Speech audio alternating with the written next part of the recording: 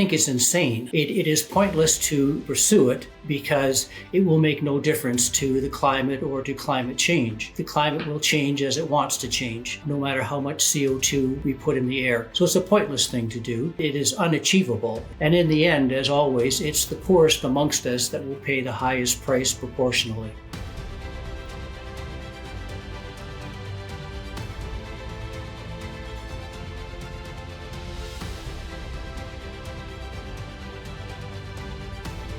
This is Climate Debrief, brought to you by the CO2 Coalition. I'm Angela Wheeler. There's a recently published book, Sunset on Net Zero, A Heretic's Guide to the Futile CO2 Target. You're going to hear from the author, CO2 Coalition member Ron Barmby. Ron is a professional engineer with a master's degree from the University of Alberta and a 4-decade career that's taken him to over 40 countries across 5 continents. Ron's adventures have shown him firsthand how adaptable societies really are to shifting climates. Thank you for taking the time, Ron. Thank you for having me, Angela. Part 1 of your recent book is titled, How I Learned to Stop Worrying and Love Carbon Dioxide. Did you have a moment of clarity where this all made sense, or did this happen over a period of time? It sort of happened over a period of time. When the Al Gore movie came out, at first I was impressed with it, and I thought, well, this all makes sense.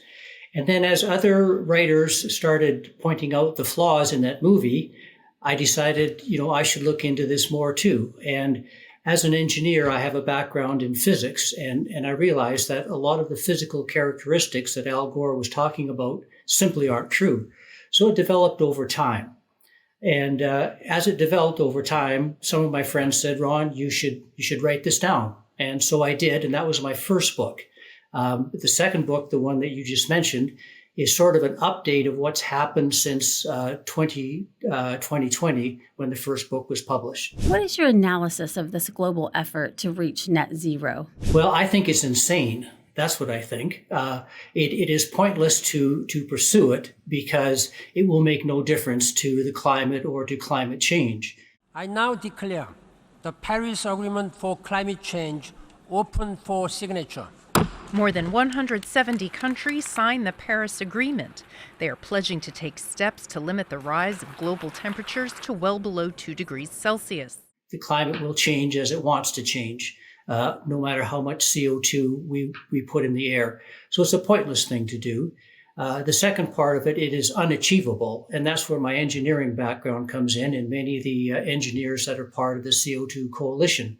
What they want to achieve simply can't be done in a reasonable time frame at a reasonable cost, and it can't be done globally.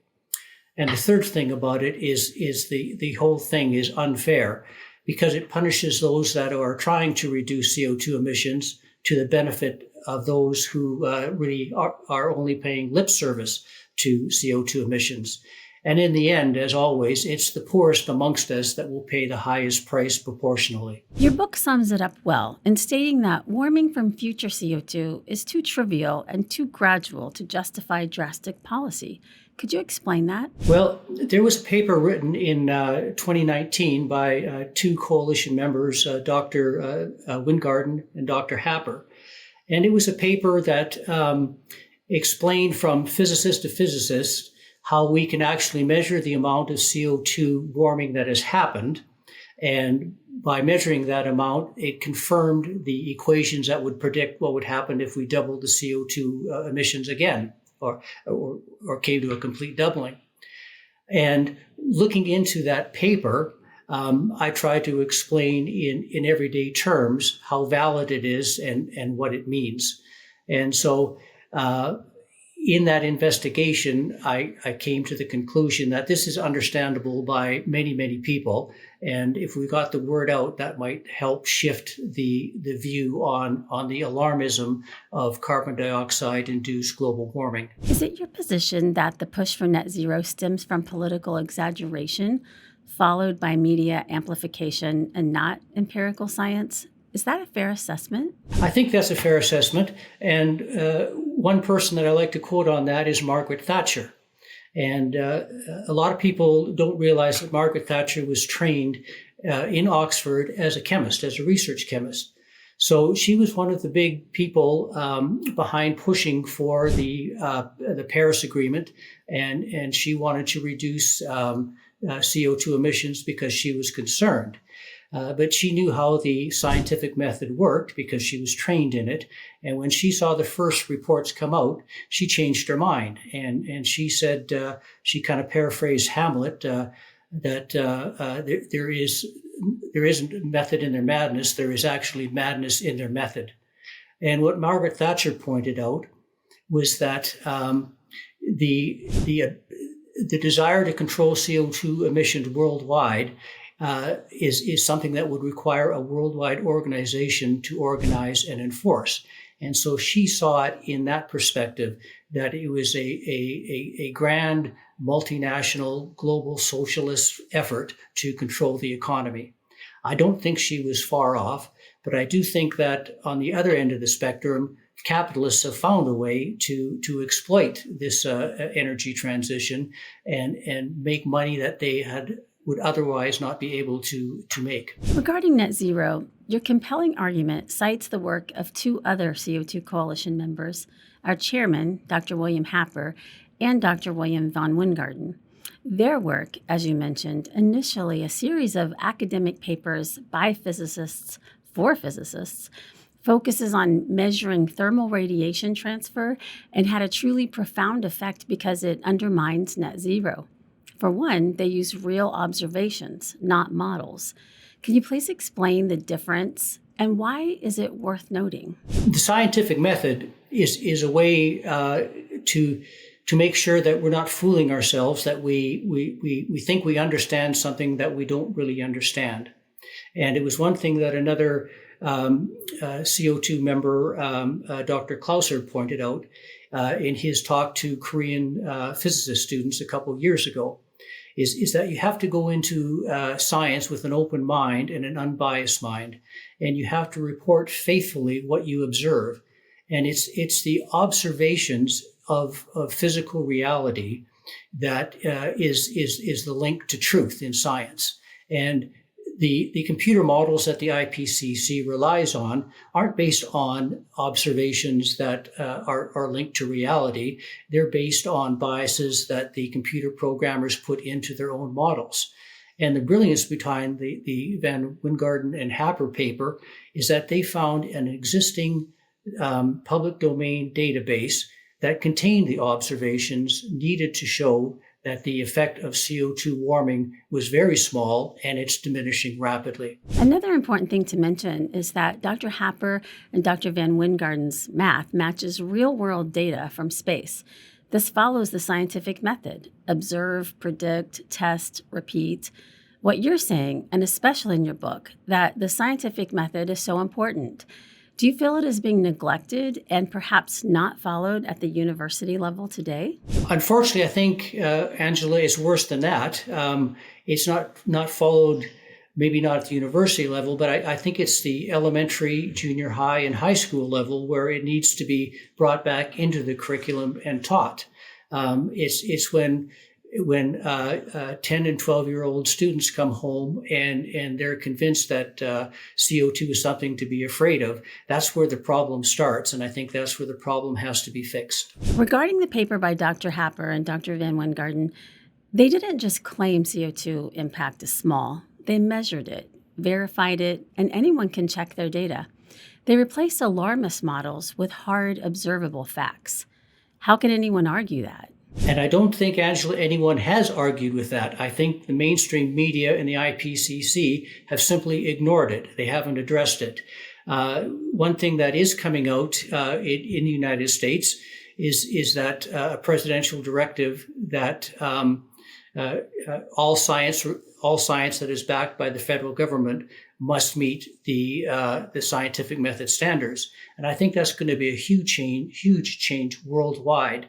When organizations, both federal organizations and international organizations, when they are held to the standard of the scientific method, I think their climate alarmism is just going to melt away.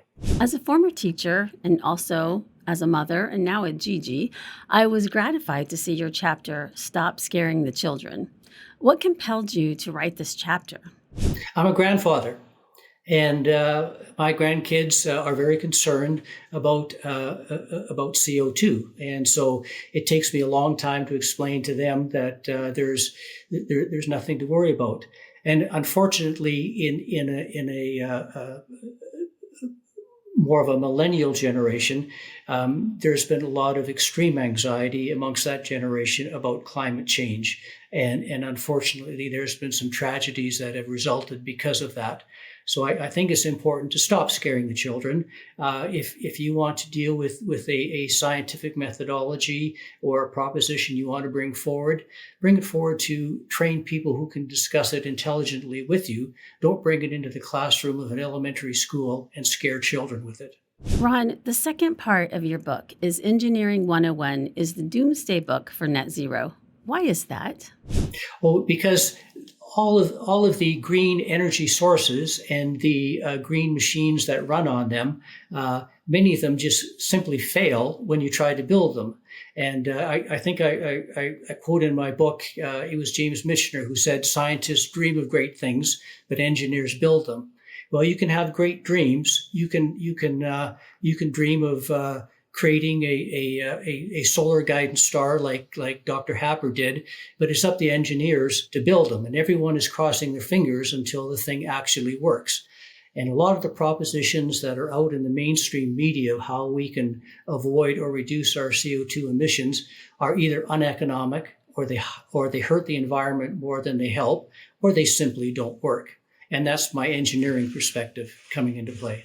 I see. And that makes me think of models, climate models. For example, you can create the model, but from an engineering standpoint and with regard to net zero, is it impossible to come up with the conclusions that they do with models? In the case of climate, yes, it is. Now, we use models in engineering for a number of things because we have verified that the equations we've put into the model are correct, and they can predict what might happen.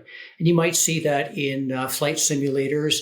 In my own background, reservoir engineering models are based on the Darcy equation, and they're quite good at predicting what will happen because those equations stand up to the scientific method. And so when your equations can predict what happens in the future and it actually happens, then you verified the equation, then you verified the model.